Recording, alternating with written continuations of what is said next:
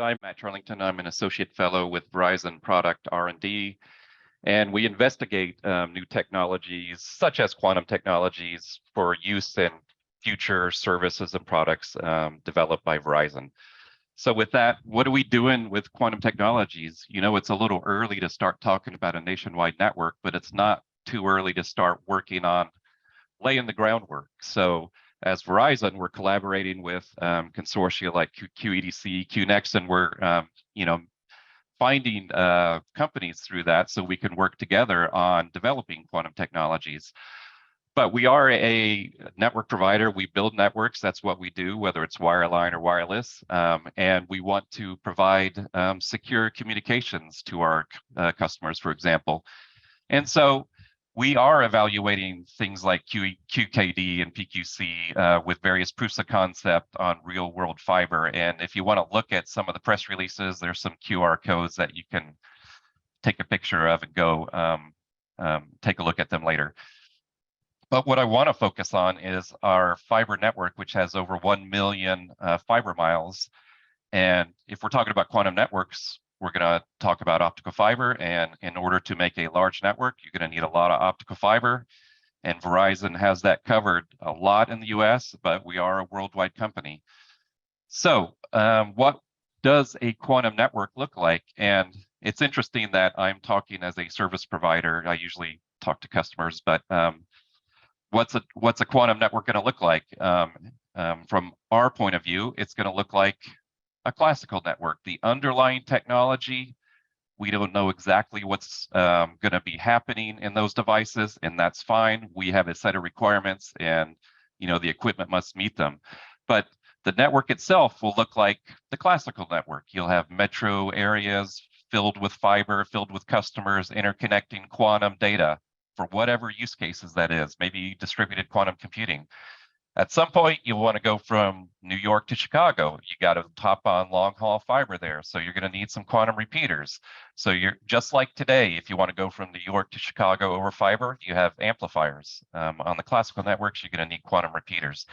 At some point, this network is going to stack, and you're going to have lots of customers, lots of traffic flying. You're going to have some kind of routing and switching plan. And I'm anxious to see what they're doing in the standards to kind of build that up.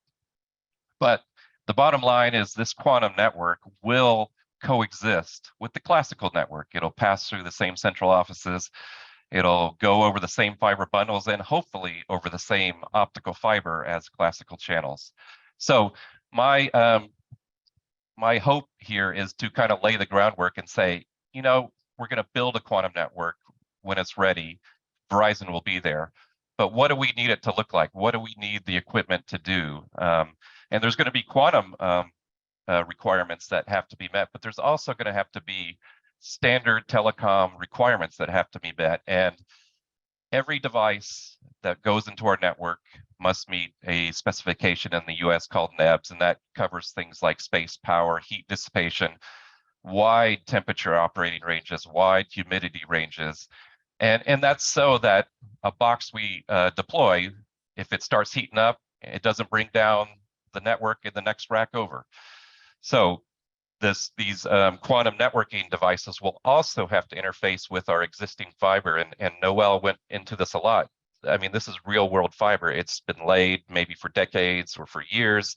It's in conduits underneath the streets in Manhattan. It's aerial on poles in Boston.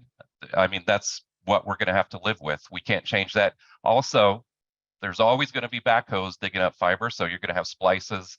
You're going to have connector loss through COs.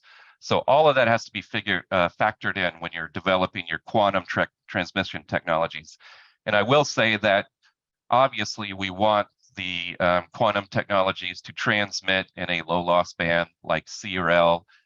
And we also, maybe this is a lot to ask, it's early, but I would like the quantum channel to fit into a wavelength in the C or L band alongside classical signals, because fiber is expensive and you wouldn't necessarily want to burn a fiber for a low bandwidth, low revenue service. And I'm not saying that's what quantum will be, but at some point we'll have to talk about the revenue And I think Noel mentioned maybe, 25, 30, 50 kilometers.